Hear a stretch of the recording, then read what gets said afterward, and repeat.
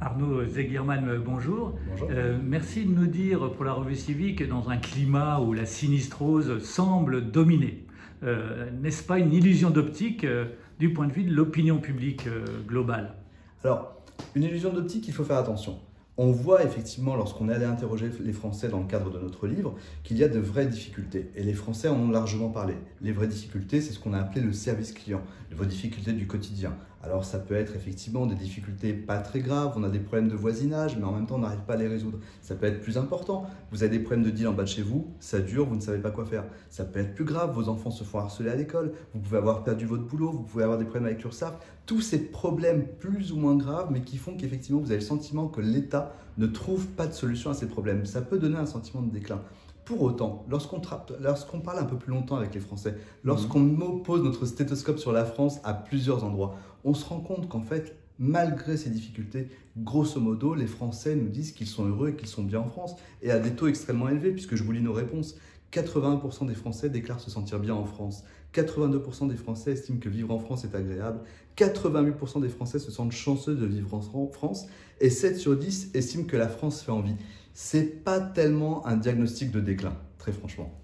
Et est-ce qu'on peut dire que du coup les Français prennent de la distance avec des discours qui, eux, on le voit bien, sont très concentrés sur ce qui va mal absolument, sur des radicalités, disons-le? Alors, ils prennent de la distance, mais c'est surtout qu'ils ne se sentent pas concernés, parce que le problème, lorsqu'on a effectivement un débat public qui n'est cerné que sur un ou deux enjeux, qui certes intéressent une partie des Français, mais surtout les Français ont le sentiment que leur quotidien, leurs problématiques ne sont pas abordées, le résultat de tout ça, c'est quoi? C'est qu'effectivement, ils vont écouter de moins en moins la radio, ils vont lire de moins en moins la presse écrite, ils vont regarder de moins en moins les émissions d'actualité à la télé, et puis ils vont pas voter, ou moins voter. Et effectivement, on dit toujours que interroger des polémistes permet des pics d'audience. Oui, ça permet des pics d'audience, mais dans un climat plus global, dans un contexte plus général, dans lequel l'audience s'effrite, dans lequel effectivement le marché du téléspectateur citoyen engagé a tendance à diminuer.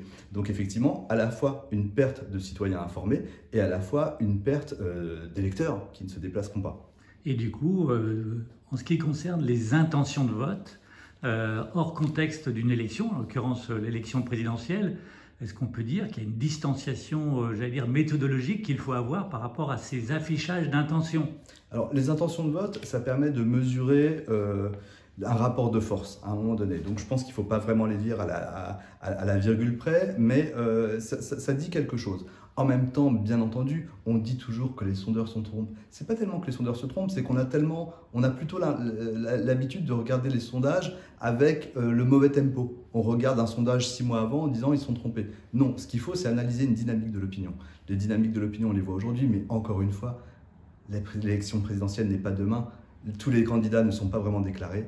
Ça dit un rapport de force, mais c'est pas encore très précis, très honnêtement.